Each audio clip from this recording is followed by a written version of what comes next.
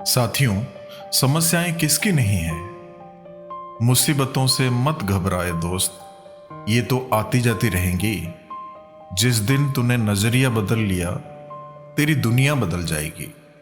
साथियों, हर व्यक्ति की अपनी समस्याएं होती है, चाहे वो अमीर हो या गरीब। अगर आपका दिमाग स्वस्थ और शांत है तो आप हर परिस्थिति में बेहतर निर्णय ले सकते हैं।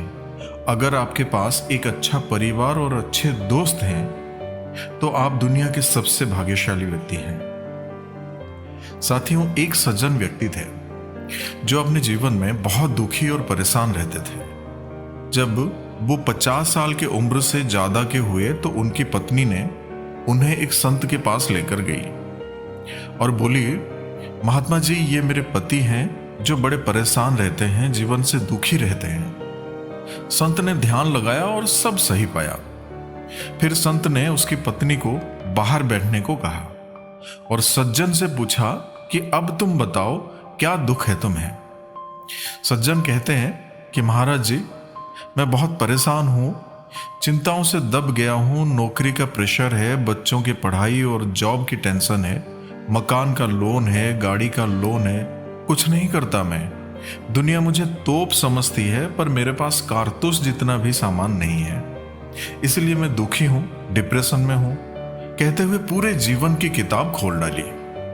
जब उस सज्जन व्यक्ति ने संत महाराज से अपनी सारी बात बताई तो संत ने कुछ देर सोचा और पूछा कि एक चीज बताओ, तुम 10वीं कक्षा में किस स्कूल में पढ़ते थे। सज्जन ने उन्हें स्कूल का नाम बता दिया। संत ने कहा, एक काम करो, आपको उस स्कूल में जाना होगा, आप वहां से आपकी 10वीं क्लास का रजिस्टर लेकर आना और अपने साथियों के नाम देखना और उन्हें ढूंढकर उनके वर्तमान हालचाल की जानकारी लेने की कोशिश करना। सारी जानकारी को एक डायरी में लिखना और 1 महीने के बाद मुझसे आकर मिलना। साथियों, कहते हैं ना कि एक समझदार व्यक्ति या फिर एक गुरु हमें सही रास्ता दिखा सकते हैं और हमारी मानसिकता को बदल सकते हैं। फिर क्या हुआ कि सज्जन स्कूल गए और प्रिंसिपल से मिन्नतें करके रजिस्टर ढूंढवाया। फिर उसकी कॉपी करा लाए जिसमें 110 नाम थे। महीना भर दिन रात कोशिश की, फिर भी बड़े मुश्किल से अपने 70-75 दोस्तों के बारे में जानकारी इकट्ठा कर पाए। वो सज्जन बड़े आश्चर्य हुए जब उन्हें पता चला कि उसमें से 20 लोग मर चुके थे।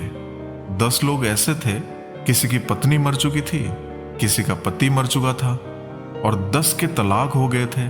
7-8 तो नशेड़ी निकले जो बात करने के भी लायक नहीं थे और कुछ का पता ही नहीं चला कि अब वो कहाँ हैं। 4-5 इतने गरीब निकले कि पूछो मत और 2-4 तो इतने अमीर निकले कि यकीन नहीं हुआ।